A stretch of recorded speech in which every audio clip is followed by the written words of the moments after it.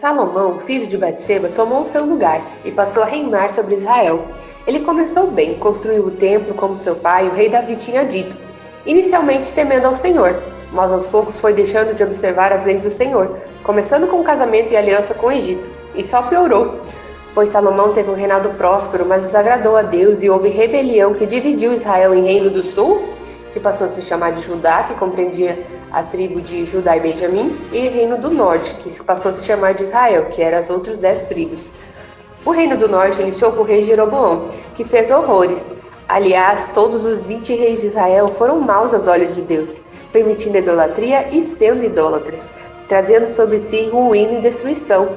E então Israel foi cruelmente escravizada pelos assírios, e o povo nunca mais se reergueu. E os poucos que haviam ficado se misturaram, e assim Israel, reino do norte, se extinguiu. Nesse tempo, Deus havia levantado Elias e Eliseu, que eram profetas de Deus, para exortar os reis e o povo. Mas eles não abandonaram seus maus caminhos e não se voltaram para Deus. Além destes, ao longo dos reinados de Israel, Deus levantou vários outros profetas, como Amós, o fazendeiro, que vivia no reino do sul, mas Deus o chamou para profetizar ao reino do norte durante o reinado de Jeroboão. Amós é aquele que grita para que o povo veja sua maldade e se arrependa. Ele grita ironicamente, pequem! É como se ele gritasse para que o povo se desse conta de como eles estão vivendo, como é lastimável e terrível. Totalmente diferente da aliança que fizeram com Deus. E Deus dá visões a Amós e o conta sobre a queda de Israel, para que eles se arrependam e mudem o seu destino. Mas como sabemos, ele não foi ouvido por Jeroboão. Amós não só profetiza a destruição antes dela vir, como profetiza a redenção que Deus traria sobre eles, mostrando o juízo que viria se não se arrependessem e a misericórdia superabundante, ainda que demorassem para se voltar ao Senhor. Outro profeta que também profetizou durante o reinado de Jeroboão foi Oséias, chamado por Deus para uma vida de ação parabólica, trazendo essa referência de Deus como o marido e o povo de Israel como a prostituta e seus amantes. Tudo na vida de Oséias é um escândalo. O amor que Oséias teve na vida real por sua esposa prostituta refletiu o amor que Deus tem por cada um de nós, apesar de nossa infidelidade.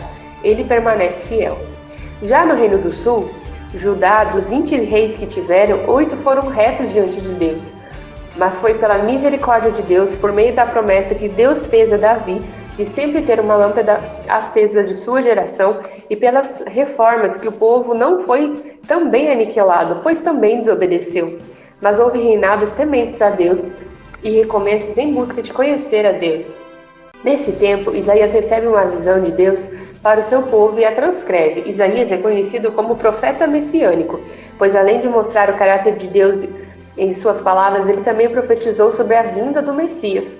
Seu ministério foi aparentemente infrutífero naquele tempo, mas ele permaneceu fiel, radicalmente obediente a Deus, e até o nome dos seus filhos eram proféticos e diziam algo sobre a sua história. O profeta Joel tem uma mensagem diferente. Ele não fala de nenhum pecado do povo, ele fala sobre o julgamento, o dia do Senhor, e o arrependimento e a restauração por meio do Espírito Santo. A referência que ele traz sobre o que viria a acontecer é a sua fala, onde ele diz que restituiria os anos consumidos pelo gafanhoto, um símbolo de destruição. Também profetizou nesse tempo o profeta Fujão, o homem que experimentou a grande misericórdia de Deus em sua vida, mas não queria que o povo de Nínive também a desfrutasse dela. Claro que essa história é bem mais longa que isso, mas Deus já demonstrava que ele também se importava com os demais povos, não apenas com Israel. E o povo se arrepende e Deus não destrói aquela geração, ensinando a Jonas sobre quem ele é e o seu coração. Mais tarde, mais ou menos 150 anos depois, vemos que a Síria é destruída mesmo, o que nos mostra que Deus é zeloso e vingador, o que nos faz pensar sobre o arrependimento de Nínive, com Jonas, que infelizmente foi momentâneo, não houve remédio para o seu mal, e eles foram destruídos. Miqueias viveu no tempo de Isaías e Ezequias. Deus lhe mostra Samaria e Jerusalém. Ele traz a mensagem declarando que Deus era testemunha contra eles que planejam o mal contra os profetas. Deus também lhe mostra sobre o remanescente que encontraria remissão e sobre a vinda de Jesus, sua justiça. E ele diz ao povo, ele já mostrou a você o que é bom. E o que o Senhor pede de você? Que pratique a justiça, ame a misericórdia e ande humildemente com seu Deus. Após esses 20 reinos, Judá também foi exilada na Babilônia, pois eles não ouviram a Deus e aos profetas. Eles, no entanto, foram deportados pela Babilônia para um exílio muito menos agressivo, e o povo permaneceu exilado quase 70 anos. E agora que o Império Persa começou a dominar, Ciro permitiu que eles voltassem para suas terras, conforme as profecias de Isaías e Jeremias. Mas o povo precisava restaurar sua identidade, precisava ser relembrado de sua história, pois a Jerusalém que conheciam estava em ruínas, totalmente abandonada, mas a aliança que Deus fez com Davi permaneceu viva.